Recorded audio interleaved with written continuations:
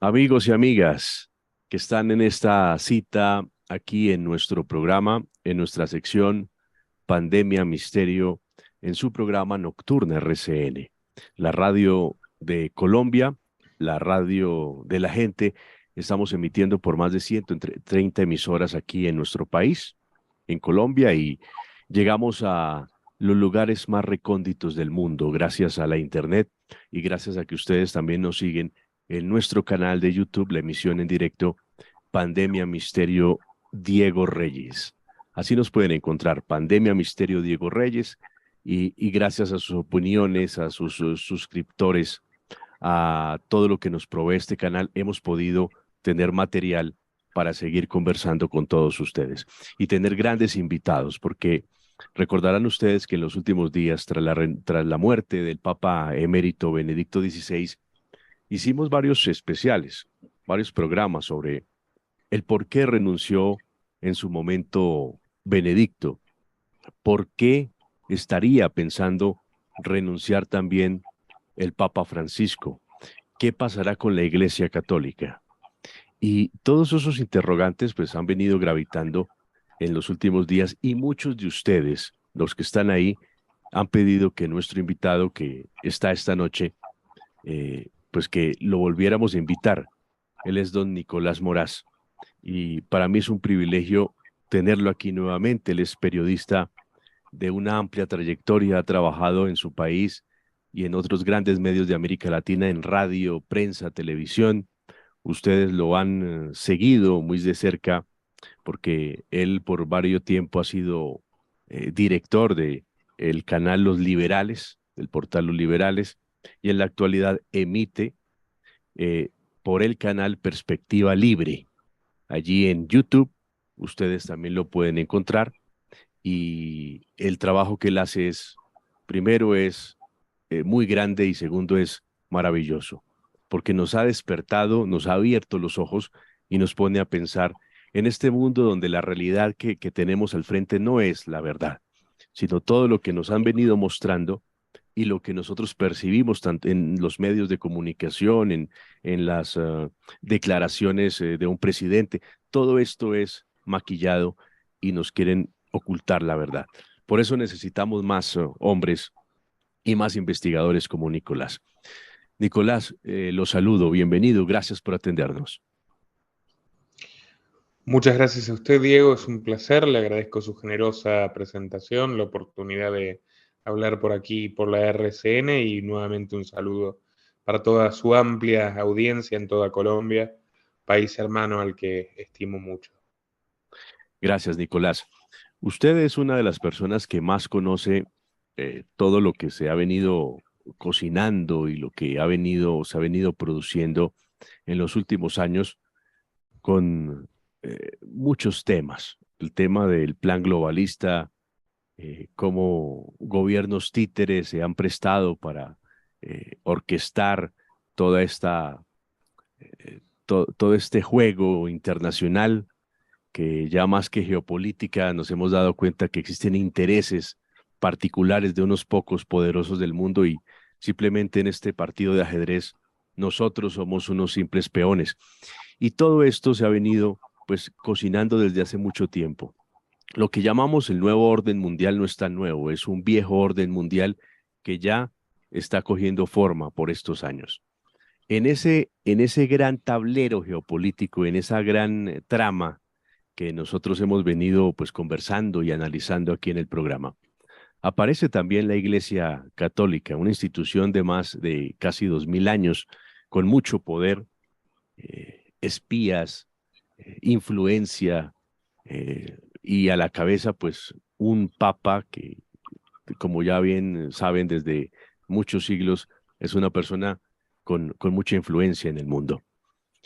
El Papa Francisco, en los últimos días, pues vimos el fallecimiento de Benedicto XVI, y se ha hablado de que una posible renuncia. Uno no sabe cómo interpretar esto. Una renuncia, ¿por qué? Las renuncias se dan eh, muchas veces, como nos lo hicieron creer con Benedicto XVI, porque estaba incapacitado físicamente para seguir con sus labores. Pero pasa el tiempo y nos damos cuenta de que eso no era así. que él habría perfectamente seguido mucho tiempo como papa oficial, y, y lo que pasa es que había unas tramas y cosas ocultas que no se conocen y que hacen que el papa dé un paso al costado. ¿Por dónde podríamos comenzar, Nicolás? ¿Por dónde quisiera empezar a meterle el diente a este tema que es muy amplio y es muy complejo y vamos dándole forma? Muy bien, Diego. Sin duda, estos 3 años en los que llevo adentrándome en la política del Vaticano, en la historia y la influencia financiera y a nivel de lobby de la Iglesia Católica en distintos puntos del mundo y concretamente a partir del papado de Francisco, ha sido un viaje periodístico fascinante y sin duda el más intenso e interesante de toda mi carrera. Yo soy autor del documental que llegó a ser el más visto en lengua castellana sobre el Papa Francisco, de hecho, en todos los idiomas, en YouTube, Todos los secretos del Papa Francisco, 3 millones de espectadores. Ese era el título en YouTube, el título de la obra en sí es Francisco el Jesuita, y me llevó bastante trabajo de documentación. Aquí en la Argentina uno ya podía tener cierta información en este oficio sobre las inmensas contradicciones que arrastraba el personaje, ya como cardenal en sus tiempos de Jorge Bergoglio antes de convertirse en Francisco I, pero su llegada al poder explica mucho de la época en la que estamos viviendo y de esta década en la cual ha comandado la institución más antigua de Occidente, que es la Iglesia Católica. No se puede entender el papado de Francisco sin el contexto geopolítico que estamos atravesando, que algunos pueden llamar globalismo, Mm. otros pueden llamar progresismo corporativo, pero que sin duda implica un gran despliegue de ingeniería social y una modificación de los hábitos de vida y de, si quieres, de la cultura dominante Ujú. en todo este hemisferio. El Papa Francisco ha jugado un papel orgánico e indiscutible en este fenómeno. De hecho, fíjate que mucho se ha hablado de la Agenda 2030 de las Naciones Unidas como un decálogo que detrás de sus principios buenistas disfraza un proyecto de planificación social que emana a partir de la ONU. ¿Y quién fue el presentador en la sede de las Naciones Unidas, en la Asamblea de Nueva York, en el edificio Rockefeller de la Agenda 2030? El Papa Francisco. Él fue literalmente quien dio el discurso de apertura en el año 2015, escoltado por Jeffrey Sachs, economista, un hombre de Soros, que lo pueden ver, presidente del Instituto de la Tierra de Columbia, quien lo ayuda luego a redactar su encíclica ecologista, por muchos católicos tachada de pagana, que es Laudato Si, y por John Podesta, que era entonces asesor principal del entonces presidente Barack Obama. Esto es un símbolo de lo que es y ha sido Francisco durante esta década, principalmente para la izquierda norteamericana. Su aliado de confianza, el primer papa que responde a intereses completamente ajenos a los que históricamente durante 2 milenios han gobernado la Iglesia Católica y definitivamente reñidos con la tradición, con el dogma, con, si quieres, con la ideología subyacente de todos los católicos. Yendo al punto, ¿por qué se habla ahora de una renuncia del Papa Francisco? Bueno, ¿cómo no hablar de una renuncia del Papa Francisco? Que es un tema que él mismo ha puesto en la mesa, muy especialmente en el transcurso del año pasado, 2022, con todo tipo de guiños, gestos y declaraciones ambiguas. Te puedo asegurar que no es lo que él querría, porque es un animal político absolutamente adicto al poder, y lo ha sido siempre, y no le ha temblado el pulso en derramar sangre inocente para ello, y yo sé lo fuerte que es esta declaración, pero está completamente respaldada en hechos, luego podemos adentrarnos en ella.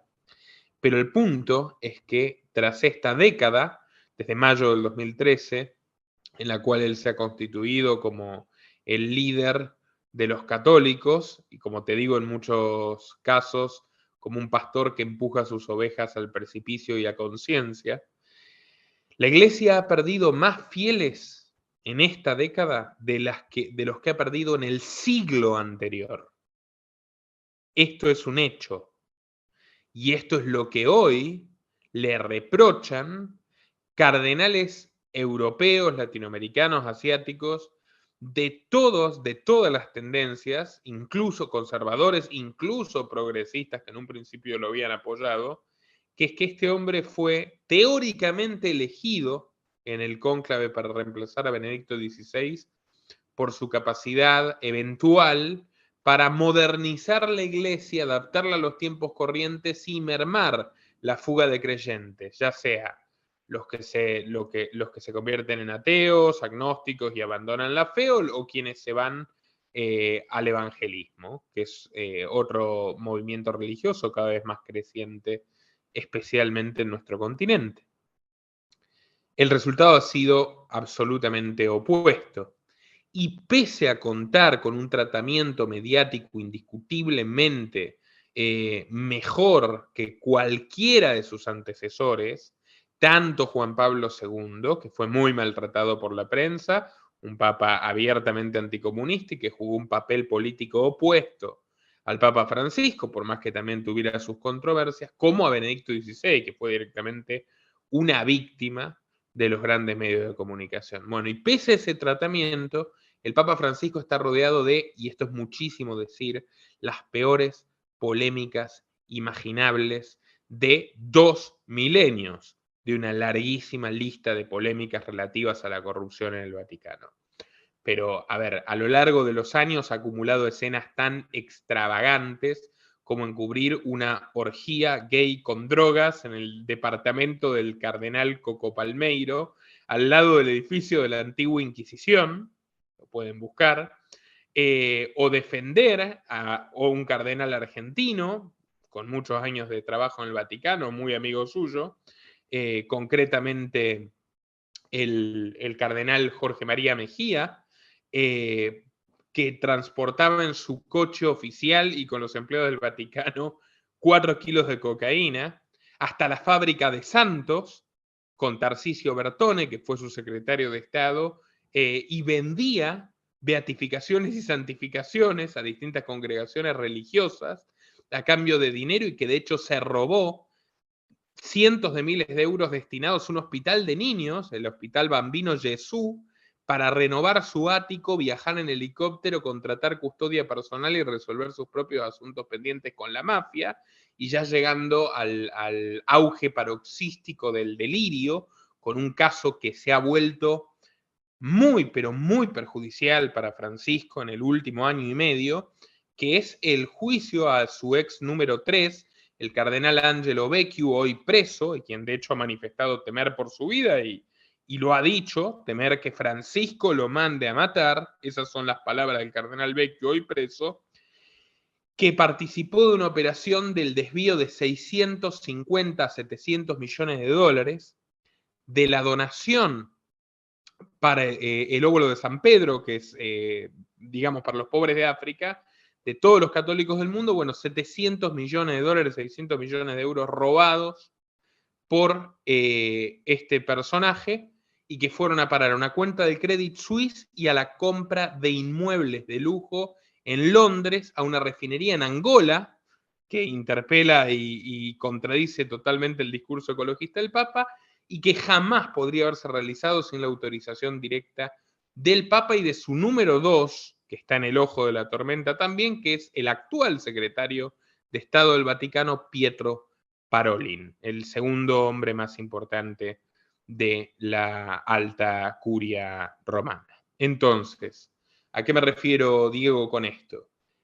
Que Francisco ha sido no solo ha sido el garante de una transformación totalmente antipática para muchísimos creyentes y para muchísimos sacerdotes en todo el mundo, que ha llevado al extremo su consustanciación con regímenes que encarcelan, persiguen y asesinan católicos, como la dictadura nicaragüense, la dictadura venezolana, la dictadura cubana y muy, pero muy especialmente la dictadura china, sino que ha padecido de todos los vicios que él mismo y sus laderos y sus impulsores criticaron en los anteriores gobiernos de la Iglesia de una manera muchísimo más evidente e inocultable pese al blindaje mediático. Por todas estas razones, el Papa Francisco coquetea con una renuncia y de una manera muy alineada con su formación doctrinal desde la juventud, que es abiertamente peronista. Él lo ha dicho siendo cardenal, él es peronista y él está enmarcado en ese pragmatismo, esa flexibilidad camaleónica extrema de esta ideología autoritaria que ha intoxicado a la Argentina durante 80 años. Bueno, su concepción de la renuncia es dar un paso al costado, pero no del todo. O sea, si él tiene que renunciar, quiere antes designar un sucesor que sea completamente obediente a sus designios, que le permita seguir mandando en una serie de cuestiones y que le garantice impunidad a él y a los suyos. Por esa razón se ha lanzado a crear nuevos cardenales como ningún otro papa. Solo el último año más de 25. ¿Por qué? Porque no tiene los votos suficientes. Pero entre lo que ha hecho en los últimos años y lo que puede hacer en este, sí creando nuevos cardenales, hombres de izquierda, muchos jesuitas, muchos, digamos, sacerdotes completamente disciplinados y completamente alineados con su proyecto para la Iglesia, podría garantizarse una sucesión ordenada. Pero esto, y lo han dicho muchos vaticanistas, no es una idea mía, se veía obstaculizado por Benedicto XVI. Ya es una situación radicalmente atípica en la Iglesia que convivan dos papas. Este es el segundo caso en 2000 años de historia en el que eso ocurre. Y el Papa emérito constituía un gran obstáculo para que Bergoglio pueda dar un paso al costado. Convenientemente para él, Benedicto fallece, por cierto, tras un agravamiento repentino de salud. Ya el diario La Razón de España lo titulaba como un sorpresivo giro abrupto en el estado de salud del Papa emérito, que sorprendió mucho a todo su entorno. Bueno, él fallece en diciembre. Y luego sí, por cierto, una sucesión de muertes también bastante inquietantes. Y el día siguiente de Benedicto muere su amigo íntimo, su traductor a varios idiomas y una de las últimas personas que lo vio, que es Giulio Colombi, muchos años menor, por cierto, que Benedicto. Benedicto fallece el 31 de diciembre, Colombi el 1 de enero. Y unos días después, menos de 2 semanas, de hecho, en torno al 10 de enero, fallece el cardenal George Pell, ex secretario de Economía de Francisco, que se había convertido en uno de sus mayores detractores, un hombre que, por cierto, al empezar a cuestionar el manejo absolutamente despótico de los fondos de la Iglesia, pierde la protección de Francisco, termina condenado y encerrado por abuso de menores en Australia con absoluta, digamos, en un hecho atípico en el cual la Iglesia lo empuja a la cárcel, a diferencia de muchos otros a los que ha defendido abiertamente, y resulta que George Pell era, por lo menos para la Corte Suprema de Australia, inocente. Lo terminaron liberando y él tenía muchas ganas y ya lo empezó a expresar con seudónimos en revistas católicas como fuente de vaticanistas expertos e incluso en publicaciones especializadas. Él tenía muchas ganas de contar más sobre los desfalcos de la Iglesia. Bueno, también ha muerto, así que en 2 semanas 3 personas muy incómodas para el Papa Francisco se han ido de este mundo y le han allanado el camino para su proyecto de reemplazo. Claro, recordemos que aquí hemos conversado en varias oportunidades con el diácono Jorge Sonante, un hombre que trabajó con Francisco, lo conoce muy bien y trabajó en el Vaticano, vive en Argentina, y él denunció cómo grandes líderes de la izquierda latinoamericana, expresidentes o actuales presidentes, tenían grandes sumas de dinero en el Banco Vaticano y que el Vaticano en sí, con este papado, se había convertido prácticamente no en un paraíso fiscal, sino como en un lugar donde se blanqueaba todo ese dinero. Y llamaba la atención que fueran líderes de izquierda los que llevaban miles y miles de dólares allí al Vaticano, tanto así que Estados Unidos, una fiscal, empezó como a investigar el caso y le pidió más transparencia al Vaticano. Pero esto ha sido así, ¿no? El tema del Banco Vaticano, Nicolás, también ha sido siempre un paso en falso con el tema del Papa Francisco, porque por donde se mire y por donde uno se investigue, encuentra irregularidades que son evidentes, ¿no? De hecho, fue el origen de sus conflictos con Pell, algo que caracterizó y que ha caracterizado a la gestión de Francisco sobre las finanzas del Vaticano, es la búsqueda de una extrema concentración y de un manejo directo de los fondos.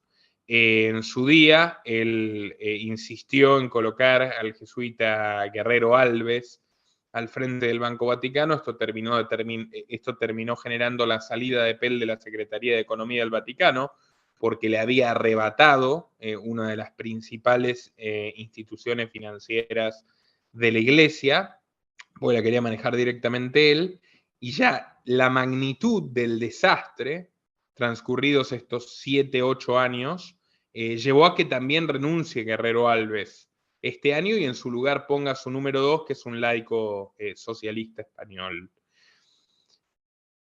Ha sido dramática la sangría de fondos durante estos 10 años. De hecho, ha puesto a personajes como el cardenal Reinhard Marx, alemán, al frente de las cuentas del Vaticano, que es un hombre abiertamente comunista, que hace gala del apellido Reinhard Marx, que se ha fotografiado con una estatua de Karl Marx, que tiene un libro donde básicamente trata de conciliar el capital de Karl Marx con los principios del nuevo progresismo católico que él encarna, que tiene un excelente tratamiento con el ex Vietcong, con la ex guerrilla comunista vietnamita, y que de hecho Francisco mandó a Vietnam para restablecer los vínculos entre la Santa Sede y la dictadura comunista del sudeste asiático, y que ha sido uno de los impulsores del siniestro y sanguinario pacto entre el Vaticano y China. Un pacto al que también le dediqué un documental, el pacto entre el Vaticano y China, donde creo que ya Francisco ha cometido uno de los peores pecados imaginables, que es bendecir a Wen Jiefu, viceministro de Salud del régimen, un hombre con pedido de captura internacional, lo pueden buscar, a quien él invita al Vaticano a disertar, que en cualquier otro país habría sido detenido por crímenes de lesa humanidad, y él lo invita a disertar al Vaticano, y blanquea el sistema de tráfico de órganos de la dictadura china, de quienes las principales víctimas son las minorías musulmanas y las minorías católicas perseguidas, que llevan ya 9 años denunciando que han sido completamente traicionadas por el Vaticano, que las ha entregado a la fauce del lobo que las persigue y que de hecho está bendiciendo a quien literalmente se dedica a vender los órganos de los jóvenes prisioneros asesinados para tal fin. Eso es Wen Jiefu, eso es el sistema de tráfico de órganos de China, y eso es parte del pacto con el Vaticano, que a cambio ha conseguido mayor influencia en el nombramiento y en el veto de los obispos en China, que tienen un régimen muy particular con la Iglesia Patriótica que creó Mao Zedong, algo muy parecido a lo que en su día sucedía con la Revolución Francesa. Ahora, Diego, para la mayoría de quienes nos escuchan, probablemente esta información los va a abrumar. Mucho de esto no lo han escuchado en ningún lugar. Y creo que algo muy importante para comprender cómo se llegó a este grado de putrefacción criminal es empezar por el origen. O sea, ¿por qué Benedicto XVI era un problema para el Papa Francisco? Porque Benedicto XVI nunca quiso irse por su cuenta, porque Benedicto XVI era la prueba viviente de una operación absolutamente ilegal e ilegítima que llevó a Francisco a ocupar su lugar en primer lugar. Y esa operación tiene nombre. Esa operación tiene nombre que de hecho se lo puso John Podesta. ¿Recuerdan a Podesta? El hombre que les mencioné, quien custodiaba, quien acompañaba, quien invitó al Papa Francisco a la ONU para disertar en la presentación de la Agenda 2030. Bueno, John Podesta llamó a esta operación Primavera Católica y está en uno de sus correos interceptados por Wikileaks, la red de Julian Assange. La Primavera Católica fue una operación absolutamente coordinada y orquestada entre la izquierda clerical europea y la izquierda política norteamericana para cargarse a Benedicto XVI, un teólogo, un hombre conservador, anticomunista, continuador del legado de Juan Pablo II, y poner en su lugar a un personaje que se ayorne completamente a la nueva hegemonía progresista que estaban impulsando e imponiendo en todo el planeta. Esto no es una ocurrencia mía, esta no es una hipótesis ni una teoría, es un hecho probado y confesado. ¿Por qué? Porque no solo tenemos a Podesta, que abiertamente creó un lobby católico de izquierda en los Estados Unidos y se asoció con uno de los mayores depredadores sexuales del siglo XXI, el arzobispo Theodore McCarrick de Washington, para generar una intentona golpista contra Benedicto XVI desde los Estados Unidos y todo un despliegue mediático también muy, pero muy patrocinado por la Fundación de Soros contra Benedicto XVI, sino que contó con la sociedad de un grupo de cardenales autodenominado la Mafia de San Galo en Europa, que llevaba 20 años conspirando para que exista un primer papa abiertamente izquierdista. ¿Quién nos contó sobre la Mafia de San Galo? ¿Quién nos contó sobre este complot de puño y letra? Uno de sus protagonistas, el cardenal belga Godfried Daniels, que abiertamente en sus memorias escribió que desde que Benedicto XVI asumió el papado en el año 2005, ellos se habían puesto entre ceja y ceja a removerlo y poner en su lugar a Jorge Bergoglio. Y lo lograron. Lo lograron a través de todo tipo de artimañas, de extorsiones, del robo de la correspondencia del Papa por parte de su mayordomo, del Papa Benedicto, Paolo Gabriele, de incluso el secretario de Benedicto XVI, que ahora ha sido noticia por publicar un libro, por cierto, bastante moderado, donde se cuenta un poquito cómo lo torturaba a Benedicto XVI, el Papa Francisco, cómo lo aislaba, cómo le quitaba a la gente de confianza de su entorno, cómo le impedía viajar a su país natal, Alemania, cómo le impedía publicar determinadas cartas o libros, etc. Bueno, en su día, Ganswein dijo algo mucho más revelador y radical de lo que ahora aparece en su libro y consterna a los sectores cercanos a Bergoglio. En su día, Ganswein dijo que el Papa Benedicto renunciaba amenazado de muerte, renunciaba con miedo por su vida. Y así fue. Fue completamente chantajeado, completamente extorsionado, fusilado por los grandes medios de comunicación, acusándolo de encubrir redes de abuso cuando Benedicto XVI, y yo no soy partidario de Benedicto XVI ni mucho menos, pero en honor a la realidad, inició las investigaciones que luego Bergoglio interrumpiría. Por ejemplo, está el caso del nuncio, ex nuncio de los Estados Unidos, que tiene las pruebas de que él informó tanto a Benedicto como Francisco de los casos de abuso de Theodore McCarrick, y que sin el monseñor Carlo María Vigano, el ex nuncio apostólico de Estados Unidos, y que Benedicto inició tenues y temerosas investigaciones, pero que lo aparta del cargo, le prohíbe verse con niños, lo pone en una situación legal dentro de la iglesia jurídica bastante complicada, investiga a McCarrick, y que una vez que es sustituido Benedicto XVI, y que asume el Papa Francisco, por más que cuenta con la información desde el primer momento, retira todas las sanciones se saca una foto abrazándolo, pueden buscar, Pope Francis Theodore McCarrick, lo blanquea, lo lleva a Roma, le devuelve todas sus potestades para que luego, cuando salte el escándalo definitivo con investigaciones del Washington Post, termine desligándose, si bien ya estaba advertido por Carlo María Vigano hace mucho tiempo. Carlo María Vigano, en cambio, fue perseguido, fue extorsionado, fue amenazado, lo echaron con la Guardia Suiza de su departamento en el Vaticano y por poco no lo excomulgan.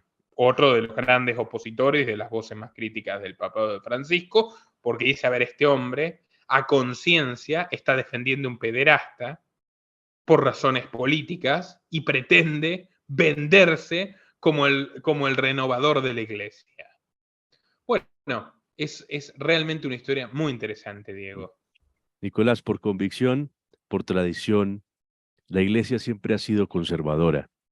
Vimos en Latinoamérica, cuando nacen las guerrillas en los años 50, 60, un auge de la teología de la liberación, que era lo que más veíamos, unos curas rebeldes que conestaban y estaban a favor de la ideología comunista en ese momento, que quería tomarse el poder por medio de las armas. Lo que entiendo de lo que usted nos está explicando, Nicolás, es que ya esto ha trascendido y el mismo Vaticano hace parte de un plan internacional orquestado para poner gobiernos socialistas en el mundo. Y por supuesto, querer poner un gobierno de esta ideología en el mismo Vaticano, ¿no? Que ayude al plan. La Primavera Católica constituyó en la victoria definitiva de quienes formaron parte de la teología de la liberación, pero más allá de eso, no tiene que ver tanto con poner gobiernos como con imponer una agenda transversal, que es la Agenda 2030, que han sido las medidas sanitarias de 2020, de las cuales uno de los mayores partidarios fue Bergoglio. Pueden buscar, el Papa Francisco dijo que aquel contexto hacía necesaria la creación de un gobierno mundial, a su vez obligó, so pena de suspensión y de cancelación de sueldos, a todos los empleados del Vaticano, a todos los obispos del mundo, quieran o no, bueno, aplicarse lo que ya sabemos, las respectivas dosis de lo que ya sabemos. Perdón que sea críptico, pero No. esto tiene que sobrevivir a la censura de las redes sociales. Y así se lo ha visto en relación a todas las políticas prioritarias para esta agenda global, porque él es realmente no es el vicario de Cristo, es el vicario de la agenda.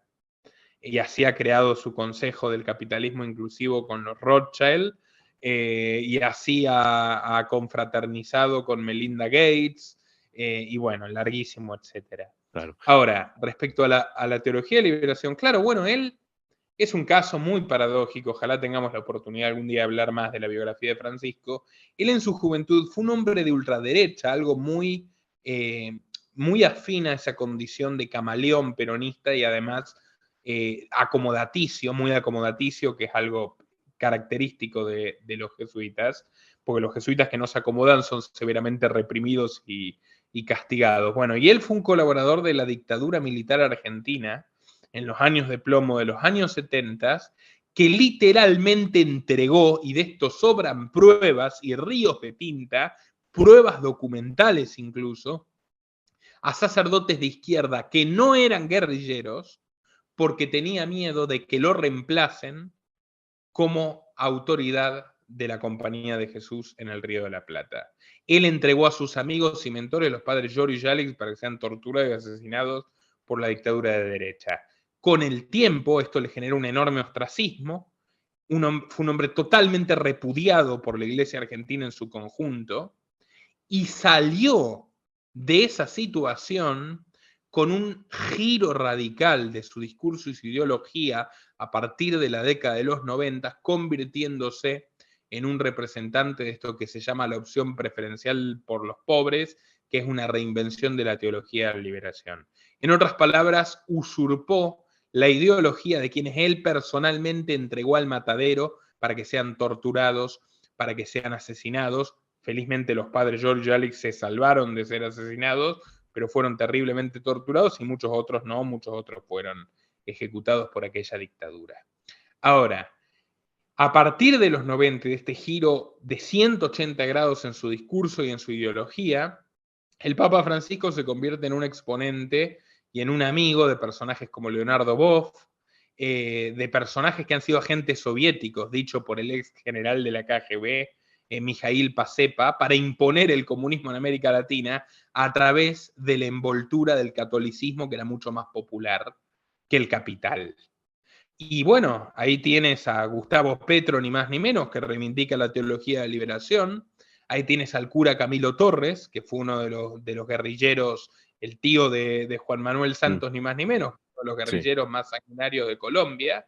Ahí tienes al Ejército de Liberación Nacional de Colombia, fundado por curas, al de México, fundado por curas, a los Tupamaros, benditos por curas, a los Montoneros, fundados también y apadrinados por el padre Mujica en la Argentina, y a la ETA en España, que esto me enteré este año pasado, investigando el tema, que fue abiertamente patrocinada por los jesuitas vascos y por el general de los jesuitas, es decir, por el máximo cargo de la Compañía de Jesús en los años 60 y 70, Pedro Arrupe. Entonces, bueno, claramente hay una relación simbiótica entre la izquierda radical y el catolicismo desde los tiempos de la teología de la liberación, abiertamente financiada por la Unión Soviética, que ha ido mutando y que ha terminado convirtiéndose en un monstruo mucho más poderoso e influyente, con la venia de los progresistas millonarios del presente, y que se encarna con el Papa Francisco y con el ruinoso gobierno de la Iglesia que ha hecho. Nicolás, si Francisco renuncia, como ha venido dando a entender y como se han venido sus movimientos, pues sería lo que esperamos. ¿Quién podría ser su sucesor? ¿Se sabe algo? Sí. A ver, yo también en su día hice un programa. Lamentablemente en este momento mi canal de YouTube, Los Liberales, ha sido aniquilado por la censura, o sea, lo tengo todavía, pero no están más en público los videos y los programas que realicé durante todos estos años. Los vamos a ir tratando de subir de nuevo a Perspectiva Libre, mi nuevo canal, pero bueno. De los 4 candidatos favoritos de Bergoglio, el que cuenta con más fichas se llama Luis Antonio Tagle, filipino, de hecho sino-filipino, porque su madre es china, y uno de los entregadores de católicos a la dictadura roja de Beijing, un personaje totalmente alineado con Xi Jinping, que ha sido el llamado Papa Rojo, el responsable de la evangelización de los pueblos de Asia, y que es un hombre muy, pero muy cercano a Francisco, muy vinculado con lo peor de las mafias del jesuitismo moderno. De hecho, tiene un programa de televisión en Filipinas y es un hombre que domina a la perfección las redes sociales, el cardenal Tagle.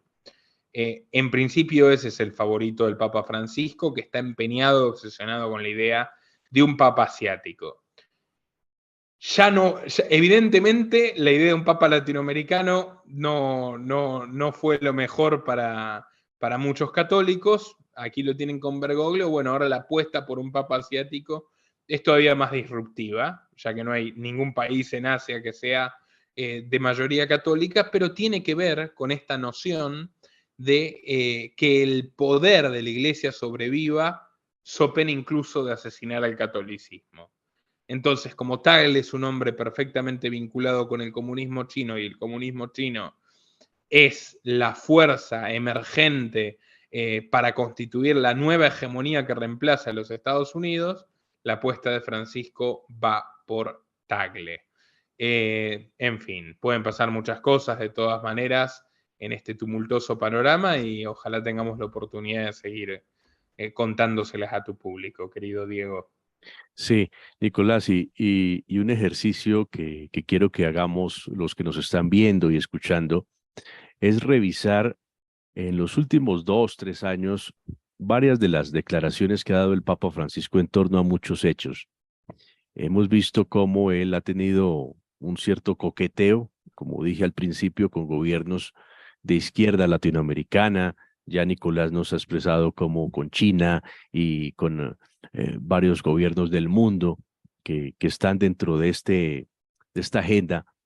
Y también llama la atención esas declaraciones en torno, por ejemplo, a la agenda LGTBI, por ejemplo, su declaración hacia los homosexuales, que no los condena, porque es que lo que hace estos ingenieros sociales, eh, el que uno sea o no sea homosexual, de ninguna manera es condenable, porque cada uno tiene la libertad de expresarse como quiera.